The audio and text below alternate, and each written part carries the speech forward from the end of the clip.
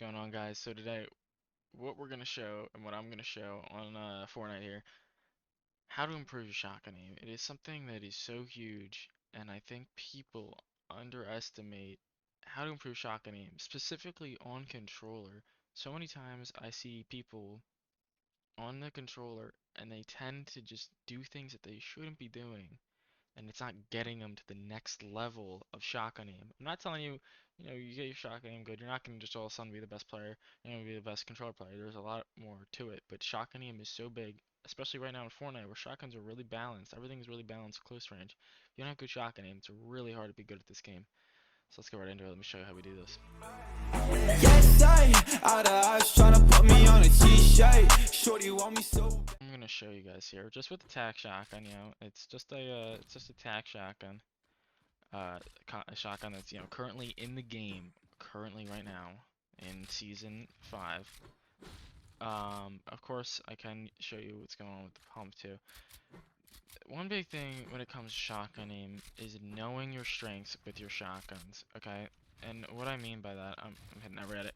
What I mean by that is, what kind of shotgun player are you, in the sense, not only with shotguns but in general. Are you someone that hits all your shots, or are you someone that's more, relies on the SMGs as a controller player? Are you someone that, when you're boxed up with a person and you make the edit, are you coming down and shotgunning, right? Or are you coming down and you're gonna, I don't have an SMG on me, but are you gonna spray your SMG? Okay, so that's a huge thing. If you're someone that tends to spray with an SMG, I'm gonna be honest with you, you're not gonna want the lever as much as you would think. And I'm not saying that you can't be good with a lever, but if you're kind of used to just, you know, really barrel stuffing someone in the face, coming right, and I'm sure you know what barrel stuffing is. If you don't know what barrel stuffing is, this is where, and I'm gonna get an SMG to show you this. Barrel stuffing is when you come right into the players. Basically, you're right next to them, and you just shoot right at them. So let's just imagine, I'm actually gonna grab my grapple here. Let's go over to these little guys here, these sentries, and hopefully I just gave them pistols. But what I want to show here, right? If you're a barrel stuffer, if you come right up to their face, and you're one of these people, right? Tac's a great shotgun. If you're one of these people, tac's a great shotgun. Okay? If you're one of the people that kind of sits at range, builds it, and then edits, something like that. Like if you're one of these kind of people, you want to be precise with your shots, okay, like hitting hundreds and stuff, headshots all day. A lever is gonna, stop. A lever is gonna be a lot better for you, and so that's a huge thing. Knowing the kind of shotgun player you are is gonna drastically help you. So that's my first tip. Understand the kind of shotgun player you're gonna be. Are you gonna be someone that wants to get right in their face, stuff them, shoot a bunch of times? Or are you someone that's gonna kind of lay back, get the shot off, build, and recess? The charge would also be a shotgun, in the sense you're not gonna be able to barrel stuff them with a charged shotgun. Even more so than with a pump. You can't. You have to reload. And for a charge, you have to charge back up the shotgun. With a tag, it's nice. You can go like this and just, and if they're building, you just go right through the building. Yeah. If you want to be that kind of person, you need to use attack. If you're someone that, is kind of likes to edit, reset, come in, you're going to want your pump. And I'm not saying don't pick up a lever, don't pick up a charge, but I'm telling you, if you see a gold tack and a gold lever, and everyone kind of knows their strengths and weaknesses by now, but if you don't, figure that out. Take some time in creative, use each one, and just to create a fill lobby, and you'll figure out what your strength is. Alright, tip number 2 for you guys is learning to not aim in. This is the biggest tip that I'm gonna give you in this video. I see so many people, right? And we're gonna go over my sentries again. I see too many people when they have their shotgun out and they go like this right in front of their face. You know, I see it too much. I'm literally gonna die from this sentry. I see it too much. There's no reason. Here, yes, it makes sense, right? Because now I'm hitting 45. I'm hitting a little more accurate. See that? When you aim in, the pellets. See how the reticle tightens, right? That means that there's a shotgun, it shoots multiple shots at once. That's why it's such a high damage thing. If you're like this, it's loose, so less of them are gonna hit him. When it's tighter, right? See that 83, 86? Here it's only 67, 55. So here it would make sense. But when you get close to someone, and I'm gonna try to do this without dying. See, you don't need to aim in. Why? Don't take the extra second. Just shoot. I had 132 right there. There's no reason to aim in. I see too many people when they're in the box, right? And they're like this, and they come in, they'll go like this. Do you see that kind of delay? See, there's a delay. I'm gonna try to show try to show my character the entire time. See, then I'm in. People need to learn. Boom, right away. It will happen. All right. If you're like this, and then they're gonna get, if they're a good player, they're gonna get the shot off. You can't do this. Can't. Boom. Right? It's gotta be right away. That's a huge thing. And it's something of habit. A lot of people, they're so used to when they have any other gun, you know, they're aiming in. And the same thing goes with an SMG. You gotta learn how to hip fire when you're close range. It is the stronger thing, close range, especially with attack when you're right in their face usually. You know, like you're right here, right? And you know, we're in a box, and you know, you don't want to be like this. And the other reason for this, you're limiting your range and how quickly you can do it. Like if there's a guy jumping, look now, look at that. See the difference? This is good when they're farther away. Okay, if they're like, if they're here and you want to shoot, okay, that makes a little more sense because this is a little too much. You can't get the right shot. If you're just shooting out of like a window here, trying to get the shot off on someone, like if you're like this, you're trying to get a shot off. Right now, if you're here though, you need to learn. You can get, if they're jumping around, you don't want to have to deal with that. Even more so if you're directly in the box with them. Right? You don't want to have to deal with this. Look at this. Imagine trying to fight someone. You're gonna die. You know, you're gonna die. You have to be able to move around. And I play on a pretty normal sense. I play on a 41 look sense. So, I mean, some people play on an even higher sense because just for that reason, they want to be able to move freely when using their shotgun. So that's tip number 2. This is the biggest tip of this video. Learn not to aim in, especially on, and this goes for ending, but especially on controller. Because with a controller, I luckily have a controller where the throttle is an instant. Alright guys, tip number 3. This is a tip that it's not going to work for everyone because this is a tip that involves cost in the sense it can be actual money or changing your game style. This is for controller players that still play just like this, right? 2 thumbs on the thumbsticks and your, you know, fingers on the trigger. If you're playing like that, you are setting yourself at a disadvantage because, and I'm gonna show you, I do have a Fusion A, it's like it has paddles on the back, okay? So for me this is not an issue. I still grip like this. So this is why you see a lot of people like do this claw grip. I'm not exactly sure if this is the right claw grip, but this is what people do. And the reason is when I'm gonna show this, when you're clicking with the actual A button to jump, right? I cannot then, you see, I have to then take my hand off of my turn, like my look throttle, my look stick, not a throttle, look stick. So what happens is I have to jump and then do it, right? Jump and then do it, jump and then do it.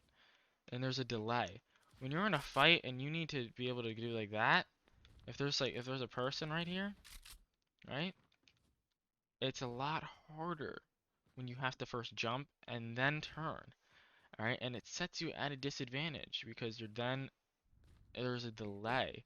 If there's someone right here and you know it, you first have to jump and then turn. Now, of course, you can just turn, but if they're like right here, and you don't realize this in a lot of build fights, let's just say there's like someone right here ramping up with you. You're ramping up. You can't just turn around and shoot them.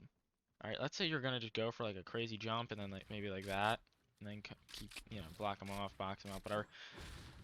When you're right here, you have to be able to jump. If you're trying to jump and turn, it's really difficult, and I'm sure you don't realize how difficult, how much of a disadvantage it gives you in a fight if you're used to it. But I made the switch a long time ago. I now play again with two paddles, which is basically the equivalent of playing like a claw player. And I mean, technically, if I play with four paddles, it's the absolute equivalent. It's not the absolute equivalent of playing claw, but personally, I did not want to hold my fingers like that. I found it very uncomfortable.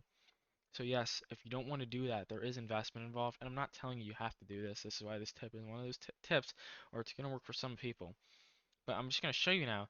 With the paddle, I'm able to keep.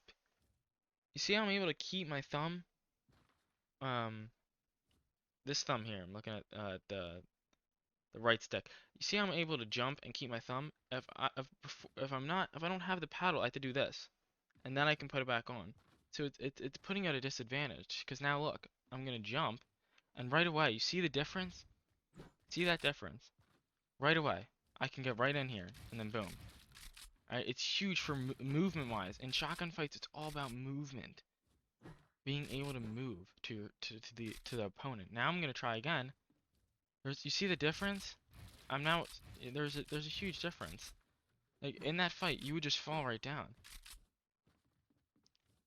When you have a paddle or you play claw, right here, boom, and go like that. Shoot, piece control him, do whatever I need to do. It's something that you would have to invest in. You have to take time in if you want. If you want to actually play money, maybe try playing claw. Watch a video learning how to play claw. Give it a try. I personally did not like claw, so I did invest in a controller. This Fusion A, I believe, was about 80 bucks. This is pretty cheap for an elite, or not an elite, a controller paddles. Do not go buy the Xbox Elites, the Scuffs. If you're gonna buy a uh, controller with paddles, get the Power A Fusion, whatever it's called. Just search up controller with paddles. I'm sure it comes out. Like, I'll literally just go on Amazon. I'll drop a link in the description for this controller. I'm not sponsored by this company or anything, but it's a solid controller and it's cheap. There's no reason to spend 200 bucks on a controller. No reason at all. I actually had an Elite Series 2 controller. It's about 200 bucks. Literally broke within a month. Don't buy it. Just get this. This is a solid controller. And if you don't want to buy, that's fine too. Try claw. And if you don't want to try claw, that's okay.